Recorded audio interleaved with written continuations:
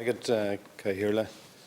Boilum Boyas a goal Hig Nadine a big Uber Aaron Scheme Shaw August and na Birch Harry Goharia Dar O'Brien August Peter Burke Fohonia and Jigrisa Atajanta August an Uber Atajanta Aaron Scheme Shaw Harn the Misa August an couple of Blaine Shui Hard Fast August Tim Exmina Goharia na Duine League Arash Sawalia ma chun de héin agus síosan tír na Duine le Maica agus na Duine a League le Pyrite Fosta agus na Duine League a Géirí Suvnius agus síochan leis an feib mór seo agus chig na Duine League a bhí ag obair an Fachtas thar na blinta ag obair an Fachtas go Jonatha thar na blinta Fosta thar Jaip Blaine Boil am ahantas a goal haig na Duine a bhí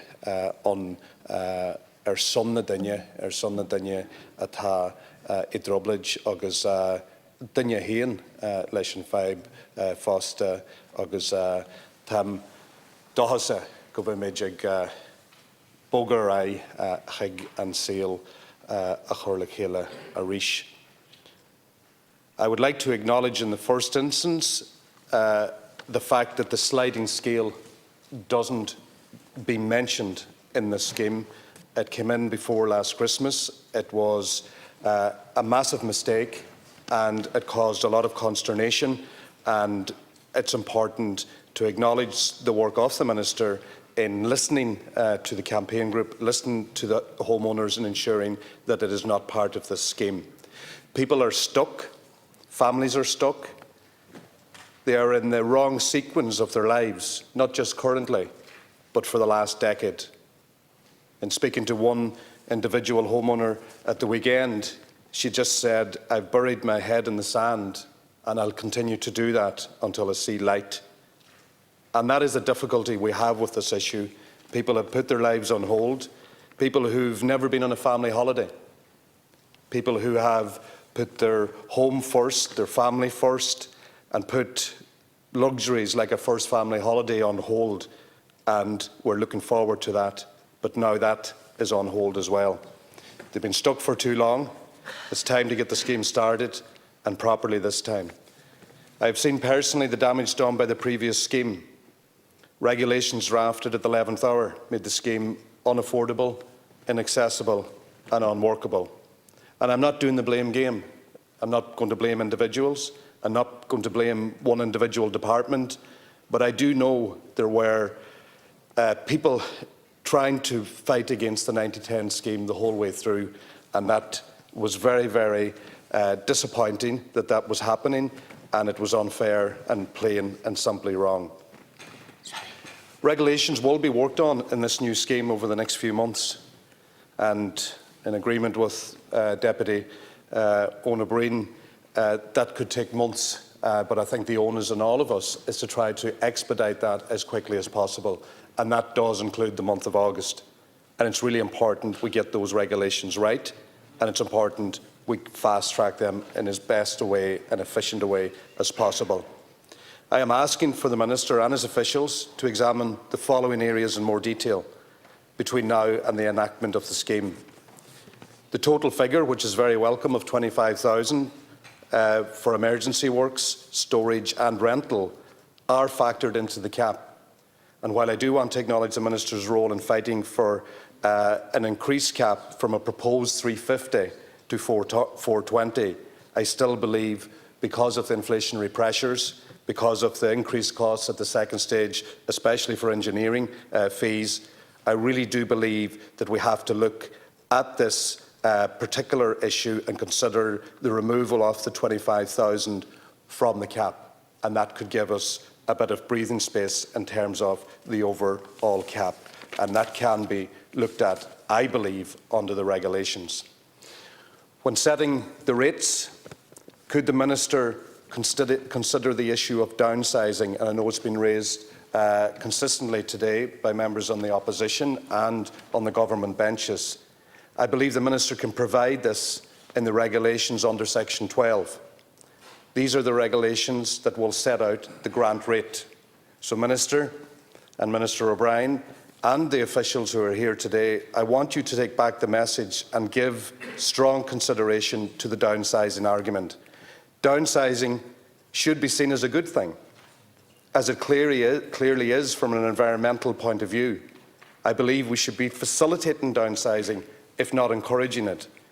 Some people will downsize due to circumstances, and other people will downsize due to choice, and some people will want to build a replica of their own home, as everybody is entitled to. However, I want to raise an issue that may have been missed in these discussions and deliberations. If I am building the same house with the same spec, I will try to salvage my kitchen and my staircase, as many people are doing. And I know there's still a cost involved in that, in terms of getting professionals in to do it, and also storage. However, if I downsize and downscale, I will have a different measurement spec. Therefore, my kitchen and my staircase in my existing home will become redundant. So in effect, the family downsizing are being penalised. I would ask, Minister, for you to go back to your officials, and I do believe there is an understanding within officialdom that this may be possible, and I would ask for consideration to be given in this regard. My colleague, Deputy Dara Calleary, raised the issue of force majeures and exceptional circumstances.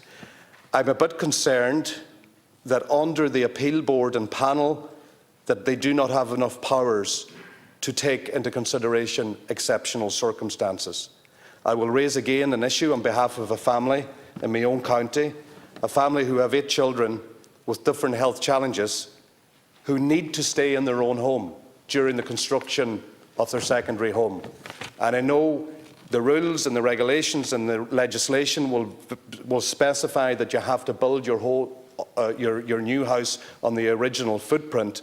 But I do believe in an exceptional case like this, life's not black and white, and it's certainly not black and white for this family, where the health challenges range from incurable blood diseases to incurable bone diseases, and they do not have an alternative accommodation, an alternative house to meet the needs that they have in their own home at the moment. And what I'm asking, Minister, today is to have more flexibility within that appeal board mechanism. I do believe that it doesn't have enough powers. I've read section 39. It is very legalistic, which I know it has to be. However, I don't believe there's the same flexibility that was in the appeal system for the pyrite scheme. And as I said earlier, life is not black and white. And there's one line in it which says, unless it's an error of law or fact. So obviously this particular section was constructed with a very legalistic framework. But one thing that all the deputies in this House will share, that every single person that has contacted us over the last number of years, every single circumstance is completely different to the others. It's the most complex issue I've ever worked on in my 23 years in politics, but there's so many different issues, different circumstances that needs to be looked at with clearer vision. And for example, individuals who bought houses after the 1st of January 2020, they didn't know the house they bought had mica, and they're able to prove. They will be able to provide bona fides to prove that they didn't know that it had mica, but will the appeals mechanism be good enough for their voice to be heard? In section 19, Cathaoirleach, the time limit for grant payment. The rules are very much for the homeowner, and the onus is on the homeowner in terms of the rules that are being imposed in this legislation. And I think it was Dara Calleary raised the issue about we need rules on the state side. And one of the rules that we need on the state side is prompt payment. The existing scheme, the 90-10 scheme, is being utilised by a number of families at the moment, and the feedback I'm getting from them is families are waiting sometimes 8 to 12 weeks for payments of invoices. That is totally unacceptable. This makes the scheme unsustainable, And in addition, it is acting as a significant disincentive to building contractors who cannot reasonably be expected to wait for long periods during remediation of payment. The homeowners, in their submission to the working group last year, asked that payments were expedited in line with what normally happens with mortgage companies during the building process. Typically, payment needs to be made within a matter of weeks following sign-off by engineers at each stage. Now, I'm aware within the public service, the deadline for payment right across the board in the public service is 15 days. So, Minister, it's important that we clarify under this legislation, will that 15 days requirement be met under this legislation? And I honestly believe we need to go a step further. Why do 15 days? If I'm demolishing my house and it costs $18,000, the house is demolished, the material is all segregated and recycled, and the contractor finishes the work, provides the invoice. Why even wait 15 days? That should be done within a period of 5 days, and I'm asking, is there anything within the regulation that we can do to make that happen? And I think it's also important to point out, while I'm hearing some good stories from some individual banks that they're going to allow people to take out a short-term loan at a zero interest rate, very isolated cases, I might add.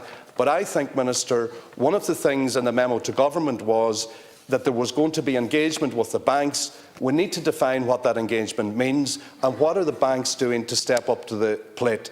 And what provision have we in place to ensure that vulture funds who own houses now because of default, one particular example in my own county where the family had no choice but to default because the house was crumbling, they had to move into a rental property, the limited income they had to go towards rental. The vulture fund owns their property now, which is of no value because it's got mica.